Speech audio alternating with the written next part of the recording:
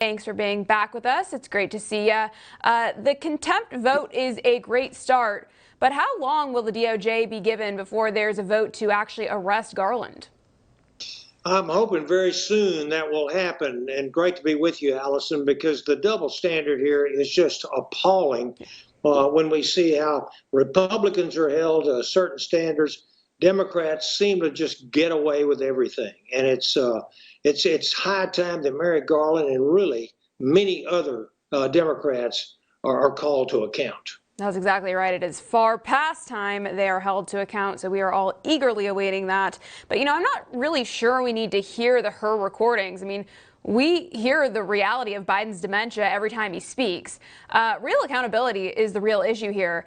Getting those within our own government actually, prosecuted for their obstruction of justice and electioneering, right? Absolutely. That's the way it's worked since January 6th. Yeah.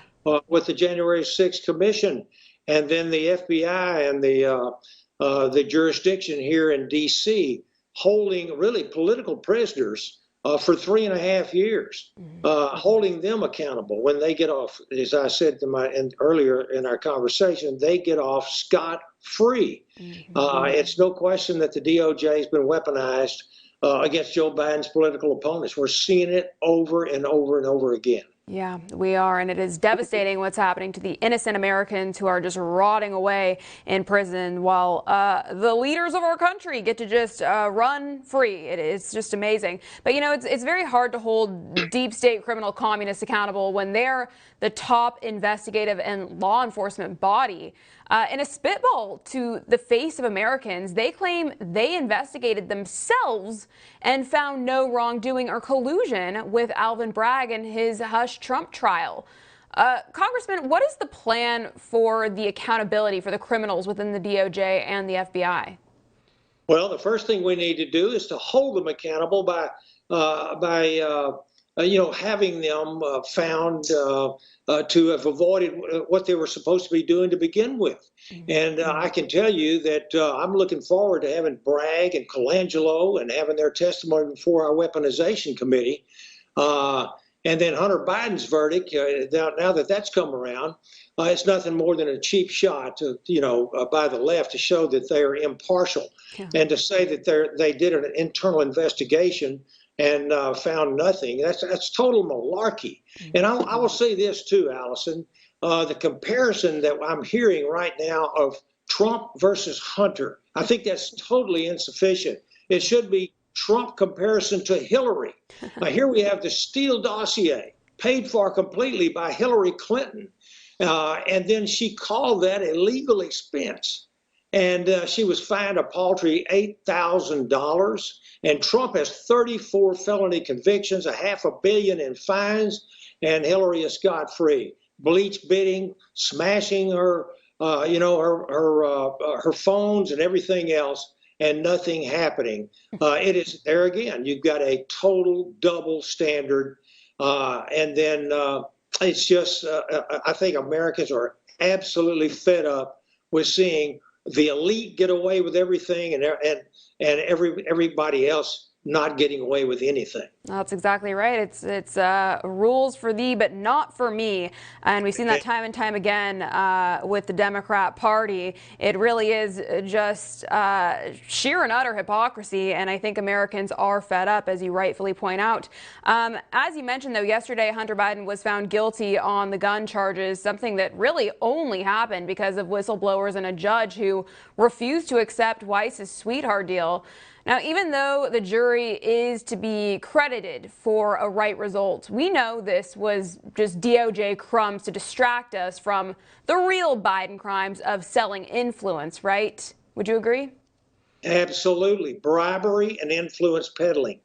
Without doubt, that's what has been shown by our Judiciary Committee and our Oversight Committee in the last couple of years. So we've got to see accountability. The American people are tired of this. They want to see people held to account and punished when they are misusing funds, misusing their positions, not keeping their oaths of office, and that's where we are.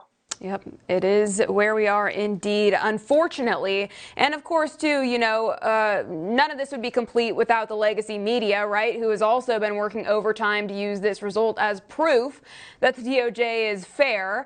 I have a clip that I'd like to play for you. Let's roll that, and then we'll come right back to discuss. From the New York Times reporting on conservative social media, the guilty verdict gets a yawn. Right-wing influencers have spent much of Mr. Biden's trial claiming without any evidence that the process was a sham in various ways, a trick by the Justice Department to appear balanced after former President Donald Trump was convicted in a Manhattan courthouse, or a show trial that would end in a not guilty verdict by left-leaning jurors in Delaware. Trump was charged by New York State, not the Justice Department. They also claimed without any proof that the trial was a distraction from other crimes committed by Mr. Biden. They included the conspiracy theory that he profited from business dealings in Ukraine with the help of his father. Congressman, our founders envisioned a free press to hold election officials accountable, not cover up their crimes, which is exactly what's happening here. What are your thoughts on how far we've regressed in this regard? That's a great question, and I think we all know how far we've regressed. We've always known that for decades that the press was farther to the left and really middle of the road. And now they are absolutely come out of the closet when it comes to being biased against the MAGA crowd, conservatives, pro-lifers, pro-Israel, pro-gun, Christianity, Judeo foundations of our country. These people are the ones that are coming up, and ironically, they call those that they oppose racists, xenophobes, homophobes, every kind of phobe you can think of.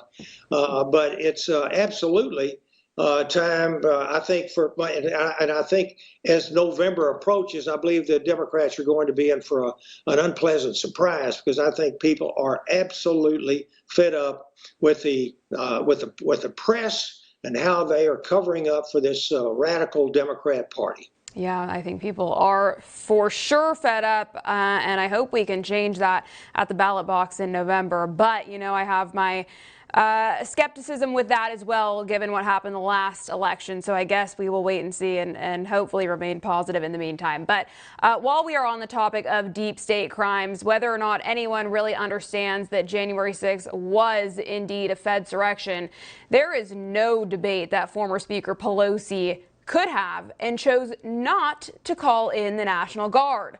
After a video of her allegedly taking responsibility for not, she is now in damage control mode. I have a video of her that I'd like for you to watch. Let's play that, and then we'll come back for your reaction. The fact is that the President of the United States, the former president, and his toadies do not want to face the facts. They're trying to do revisionist history on January 6th.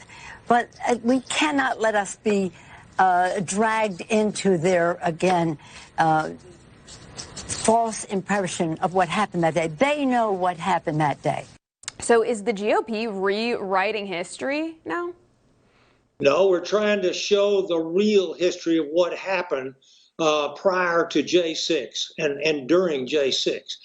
Nancy Pelosi has spent 3+ years and nearly $20 million, taxpayers' money, creating a narrative to blame Donald Trump.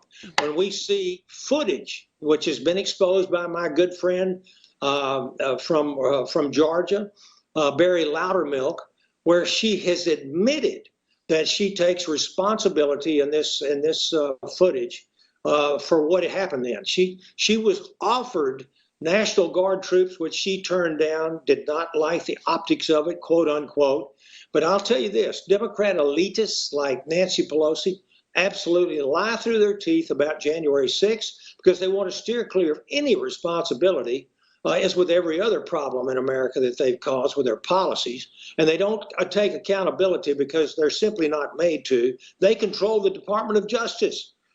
We can try to hold them accountable, but until we get prosecutors willing to take them on, and I am one that thinks that we should use a play out of the Democrat playbook, have our district attorneys in various states and attorneys general start charging some of these Democrats with the crimes that they have committed.